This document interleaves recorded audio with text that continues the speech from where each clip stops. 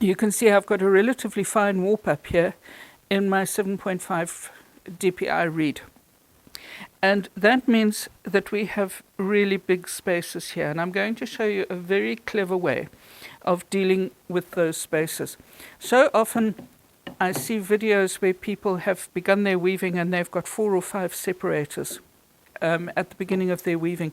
And it's just so counterproductive to do that, because all you're doing is you're wasting space, and they don't really do anything as far as closing these gaps are concerned. It just doesn't seem to make sense. Anyway, this is a tip that comes from the great Peggy Osterkamp, and it's something that I've begun doing myself in a lot of my work. So I've put my first pick in. This is just some scrap yarn, and I've changed the shed, but I'm not going to beat it. There's my second pick, and I'm going to leave it at an angle like that. I'm still not beating it,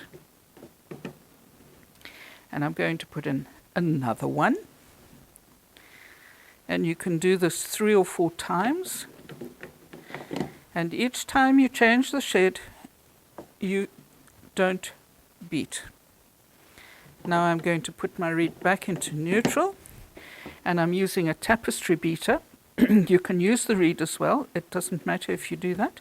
And I'm just going to beat everything down into place. It's just caught up a bit on the side there. And you can see, just by doing that, I've closed up my little gaps, or pretty much closed them up, and I've only wasted about 5 millimeters of warp. So I really recommend that you give this method a try. Instead of packing it with loads of scrap yarn or strips of fabric, or, as we used to do in the old days, terrible old nylon stockings, anything to close the gap.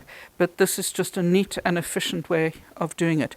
And of course, these will just come out at the end of the process.